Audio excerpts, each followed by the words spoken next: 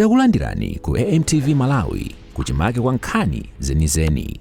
Ngati nkhani imeneyo kuno kulibe, dziwani kuti nkhani imeneyo ndi yabodza. Amalawi anzanga, masabata awiri apitawo ndayima pamaso panu kuti ndikupatseni ripoti yokhudza mavuto atatu amene takhala tikugwira ntchito kuti tithane nawo mwamsangamsanga. Ndiye lero mundilole ndikuwuzeni zotsatira zake. Ripoti yoyamba ikhale amene ntchito yogawa chimanga ikuyendera pofuna kuthetsa njala yomwe yalowa m'makomo oposa 1 million ndi kugwera anthu okwana 5.7 million amene simunakolole chakudya chokwanira malingana ndi vuto la ng'amba lomwe ndidalengeza miyezi 9 yapitayo. Poyamba ndanena kuti chithandizo cha chakudya chayamba kale kufikira anthu 4.5 million. Ndiponso ndakutsimikizirani kuti 1.2 million ena otsalawo tiwafikiranso. Ndiye masabata awiri adutsawa anthu tawafikira motere. Tatumiza 289.5 metric tons ya chimanga kuchitipa ndipo chiyamba kugawidwa mkucha. Kumzuzu chimanga chokwana 690.3 metric tons chakwezedwa matraki dzuloli kuti chipite kukaronga. Komanso china chokwana 288.2 metric tons chakwezedwa kuti chipite kurumphi. Ndiponso konseko tiyamba kugawa mawa.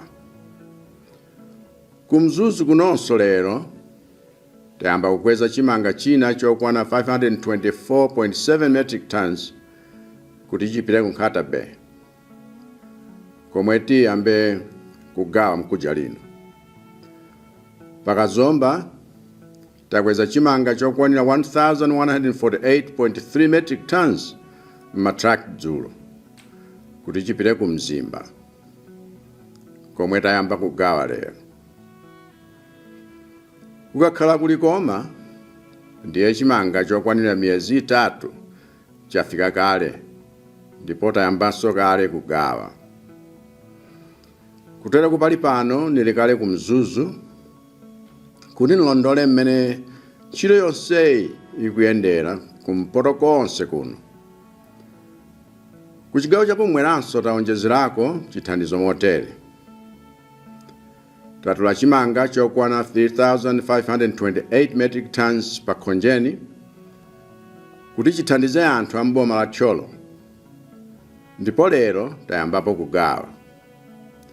Chimanga chokwana 1,320.7 metric tons chomwe timakweza kukanengo dzulo chanyamuka kupita kuchira dzulo, komwe chiyamba kugawidwa mawa. Kumangochi tatumizako chimanga chokwana 4,000 metric tons pa stima, ndipo tinayamba kale kugawa sabata yathayi. Koma komwe njala yamera mizu ni Kuneno, Mwanza ndi Blantyre, ndiye kumeneko tatumizako chimanga chowonjezera kuti tizule mizu imeneyi. Ndipo komwerako ndatumizako a Vice President athu, Right Honorable Dr. Michael Usi, kuti alondole ntchito yakagawidwe kachakudyachi masiku akubwerawo. Chomvetsa chisoni nchoti maboma chigawo chapakati akhala akumayiwalidwa pogawa chakudya chifukwa ambiri ogwira ntchitoyi amaona ngati alimi amchigawo chapakati sadakhudzidwe ndi njala, koma nazungulirako konseko ndipo ng'amba yalowetsa njala m'nyumba zambiri. Ndiye kumeneko tagawa chimanga motere masabata awiri apitawa. Kudedza tagawa chimanga chokwana 1,020.3 metric tons kwa mabanja okwanira 20,406. Kudowa tagawa chimanga chokwana 1,487.6 metric tons kwa mabanja 29,752.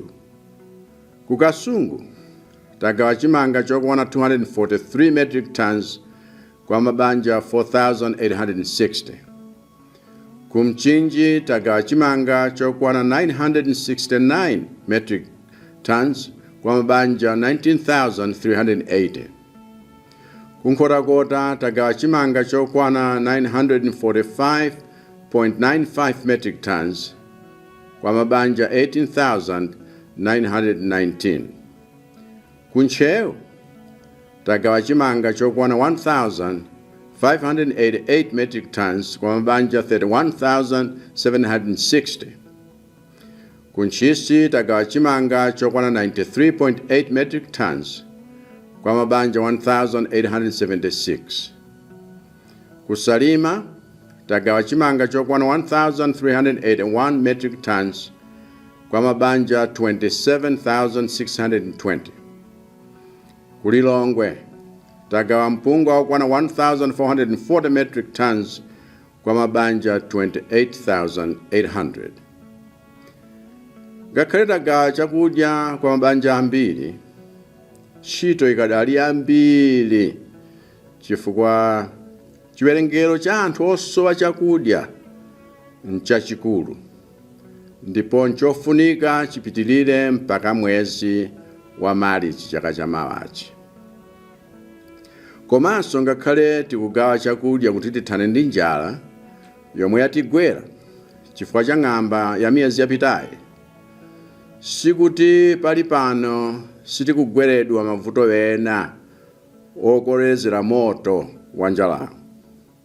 Kutero kumasabata awiri apitawa takumananso ni zina chifukwa nyengo zoyipa mwezi uno zakhudza kale anthu oposa 48,000 mabanja oposa 10,000, ndipo anthu amene aphedwa ndi mphenzi kapena kugumuka kwa nyumba akwana 11, pamene ovulala akwana 79.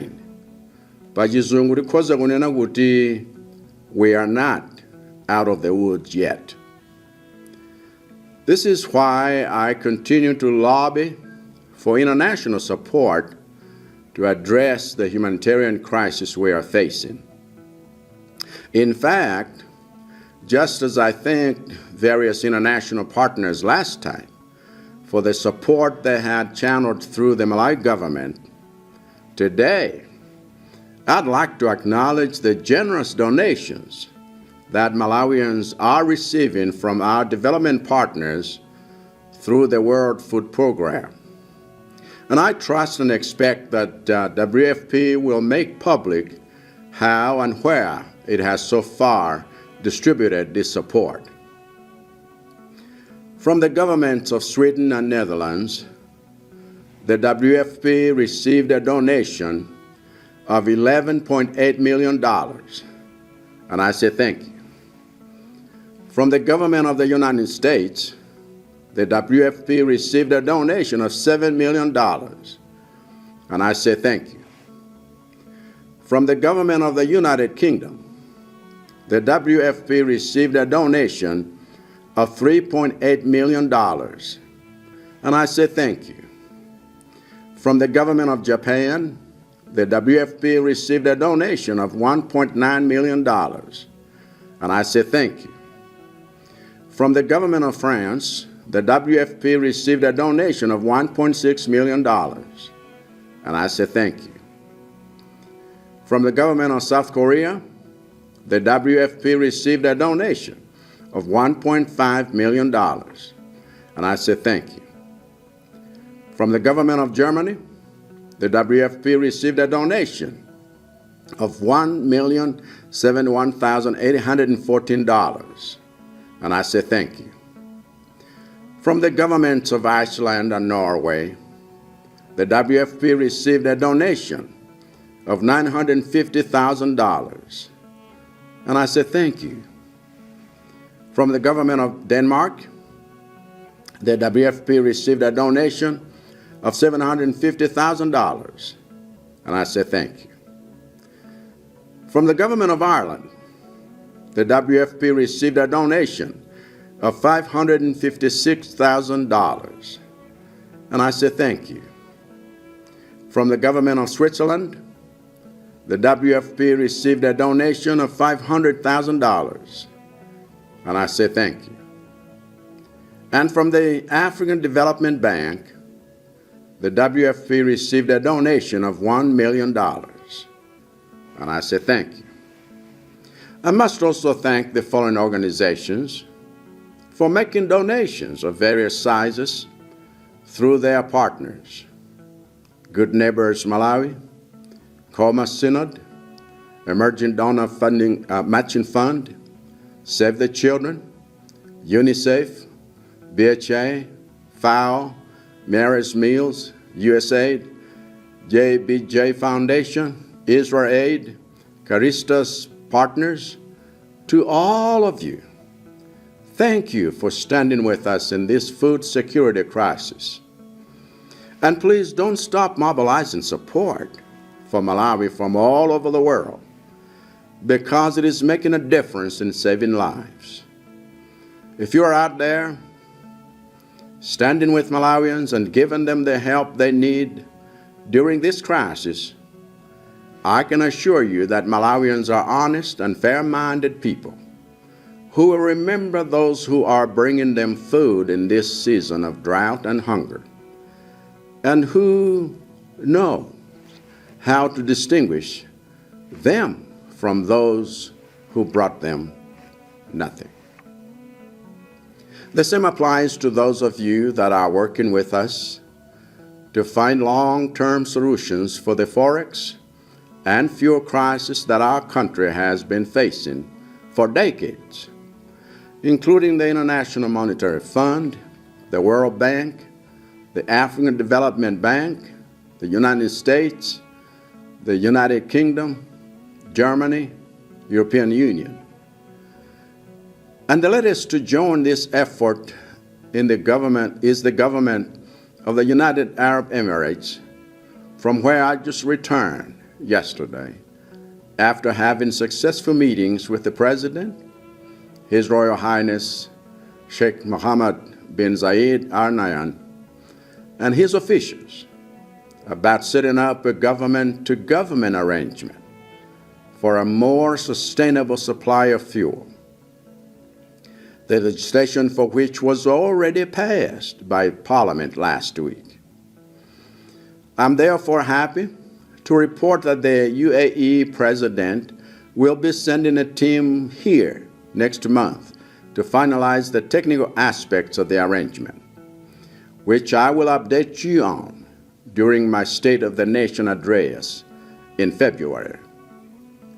What is most important now, as we manage these four crises of food, fertilizer, fuel, and forex, is to make sure that we exercise discipline in the usage of the limited resources we have. To achieve that, I directed the Minister of Finance and Economic Affairs to present a revised budget to Parliament a week ago, which has a number of austerity measures for cutting non-essential expenditure and generating revenue. These austerity measures include the removal of VAT exemptions for important vehicles for myself, the Vice President, all ministers, all members of Parliament, all senior members of the executive, the judiciary, and the military, because we who are in government are not my priority. My priority is you, the people who elected me to serve you.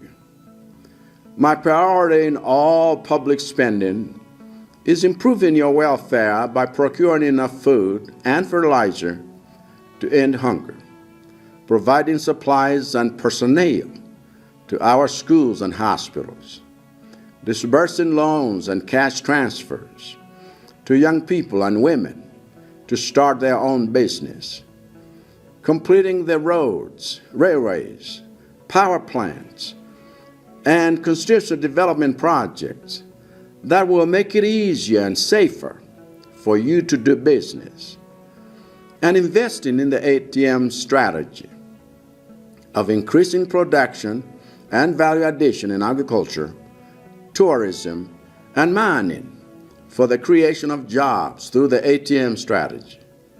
And although we have created many jobs in 4 years, we need to sustain the momentum for years to come, including the export of labor to Israel, UAE, and other markets, which is why I was reluctant to accept a letter of resignation from Honorable Agnes Nyalonje as our Minister of Labor.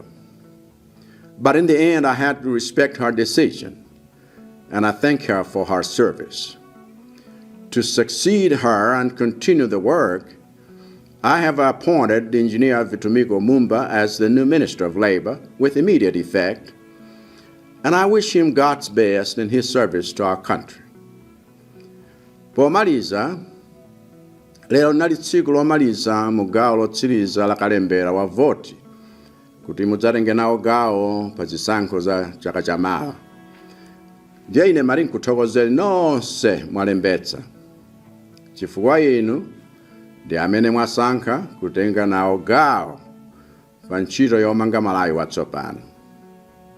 Ngati mukumbukira, mukalembera wa zisankho za ulendo wapitawo, wolembetsa anakwana 6.8 million, ndipo tinali ndi zisankho zotamandika. Ulendo unonso ndili nchikhulupiriro kuti mukalembera wathayo, nambala imeneyi tiyifikira kapenanso kuyiposa chifukwa cha umwe mwaonetsa polembetsa. Komanso kuti chaka chamawa tidzakhalanso ndi zisankho zotamandika. Ndiye ine kwanga nkukuthokozani nonse amene mwalembetsa, komanso kuthokoza Malawi Electoral Commission MEC popereka mpata kwa aliyense ofuna kuti athe kulembetsa popanda chotchinga chilichonse. Ambuye akudalitseni nonse. Osayiwala kupanga subscribe ku channel ya AMTV Malawi.